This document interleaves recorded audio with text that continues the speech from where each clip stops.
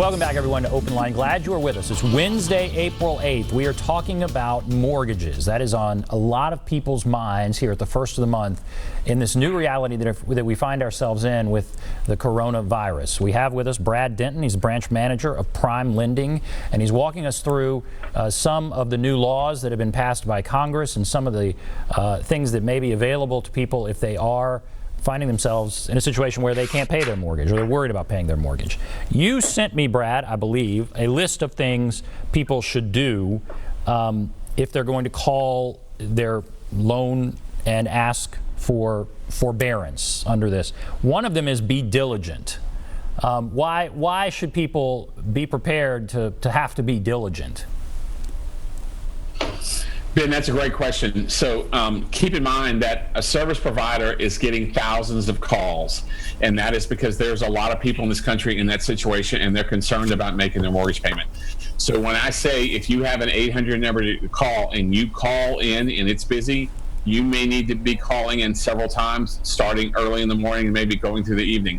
That service provider is trying to take care of thousands of people that may be in the situation that you're currently in, or worse or better, and they're trying to help everyone. So I would say look at resources like, does my service provider have an 800 number to call? Do they have an email address to call? And once you have that conversation, make sure you're taking notes, the name of the person you talk to.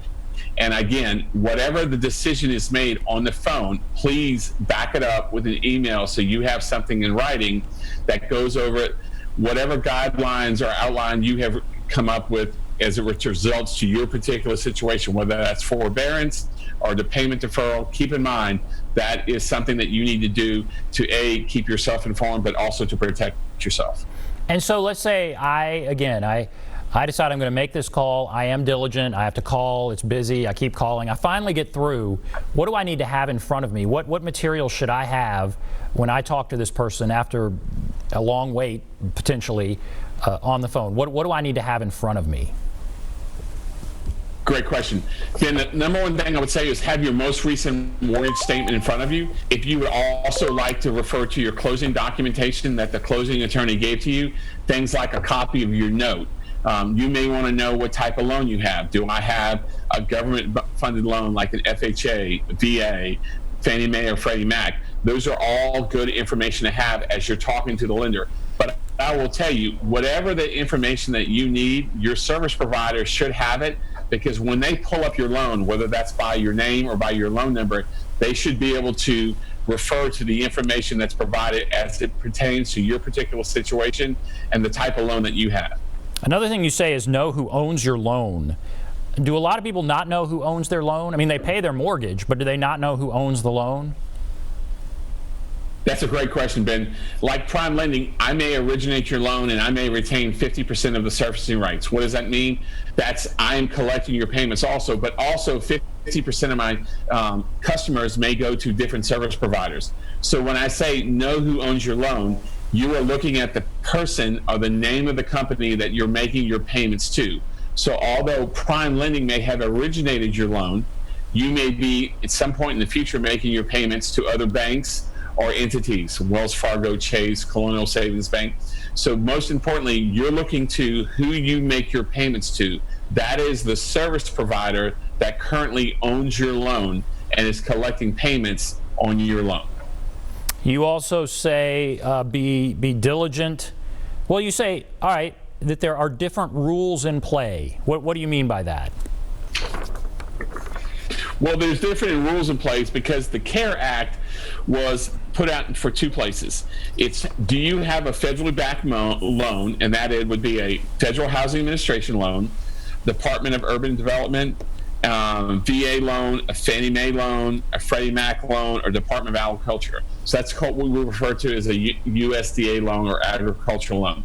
Those are important because the CARE Acts encompass all federally government-backed loans. So when you talk to them and you refer to the CARE Acts, you need to know, does your loan fall under that situation? If you have a privately invested loan or a loan that is not government-backed, you will have to have a conversation with that service provider on what are your options as it refers to the CARE Act, or what are their options they're providing to you to help you through this difficult period. So a federally backed loan, Fannie Mae, Freddie Mac, whatever, a federally backed loan, they have to follow the CARE Act. You can get what Congress has passed.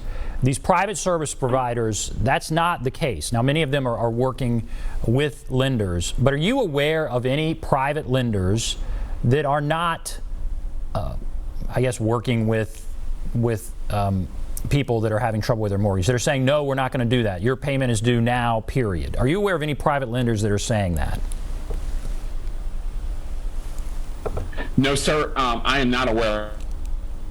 Roughly about 63% of all loans that were originated in the country are a type of federally backed loans. But I will also say, as of March 18th, the government put a moratorium on any foreclosures.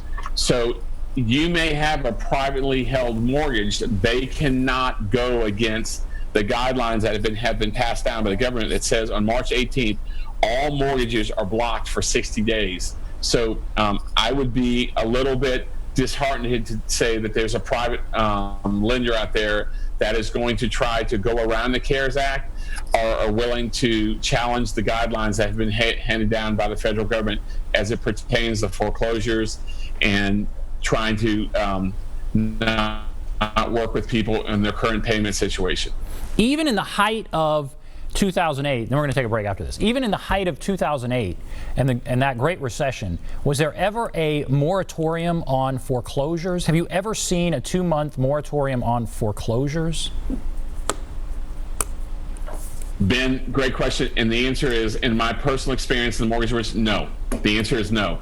So as it pertains, there is guidelines on foreclosures as handed down by the federal government. There's also, changing gears a little bit, evictions handed down by the Supreme Court of Tennessee that says there's a moratorium on evictions, and that was passed on March 31st. All evictions are halted per the Supreme Court through April 30th.